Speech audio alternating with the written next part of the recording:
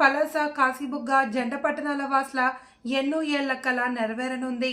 కాశీబుగ్గలో అర్ధాంతరంగా నిలిచిపోయిన flyover bridge పనులకు కేంద్ర ప్రభుత్వం నిధులు విడుదల చేసింది. ఈ మేరకు రైల్వే మంత్రిత్వ శాఖ ఓ జీవోను విడుదల చేసింది.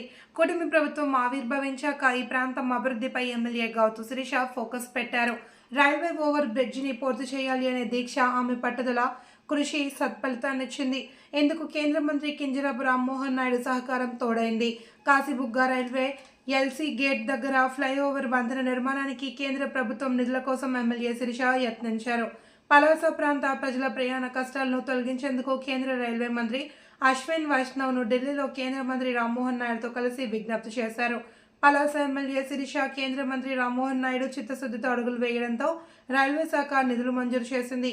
గత ప్రభుత్వ హయాంలో పాలకులు బ్రిడ్జి పనులకు పూర్తి చేయడానికి 2 సార్లు శంకుస్థాపన చేసి అర్ధాంతరంగా వదిలేశారు. అయితే ప్రస్తుత ఎమ్మెల్యే శిరీష హస్తినా పర్యటన కేంద్ర మంత్రి రామ్మోహన్ నాయుడు సహకారం సత్ఫలితాన్నిచ్చింది.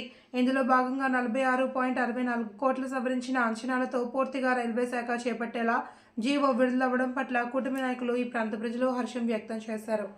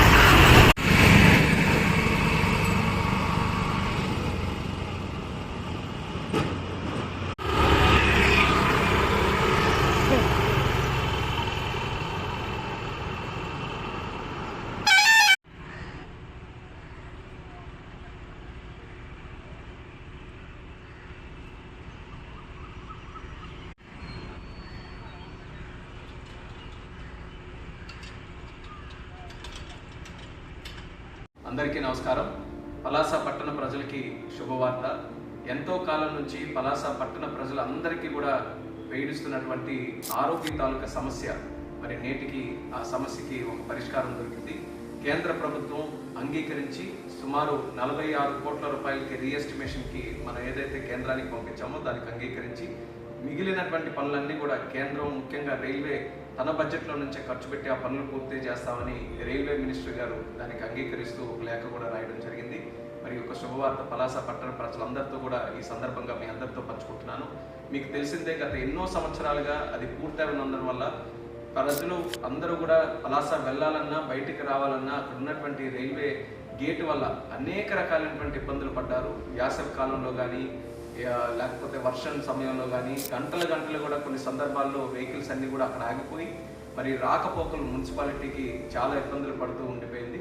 మరి అటువంటి సమస్య మన ప్రభుత్వం ఏర్పడిన వెంటనే ఎట్టి పరిస్థితుల్లో దానికి ఒక పరిష్కారం అందించాలని మరి స్థానిక ఎమ్మెల్యే శిరీష్ అక్క గారు, అలాగే నేను ఒకసారి ఢిల్లీ కూడా వెళ్ళి రైల్వే మంత్రి గారు కూడా కలిసి రిక్వెస్ట్ చేశాం.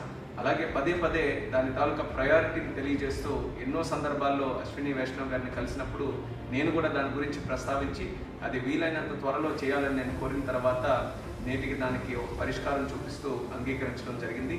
మరి రైల్వే మినిస్టర్ అశ్విని వైష్ణవ్ గారు కూడా ప్రత్యేక ధన్యవాదాలు మా పలాస ప్రజల తరఫున ఆయన కూడా తెలియజేసుకుంటూ వీలైనంత త్వరగా ఆ పనులు కూడా ప్రారంభించి అది మంచి క్వాలిటీతో ఆ బ్రిడ్జిని కూడా పూర్తి చేసి పలాస పట్టణ ప్రజలకి ఒక బహుమతిగా అందజేస్తామని కూడా ఈ సందర్భంగా తెలియజేస్తున్నాను. ధన్యవాదాలు.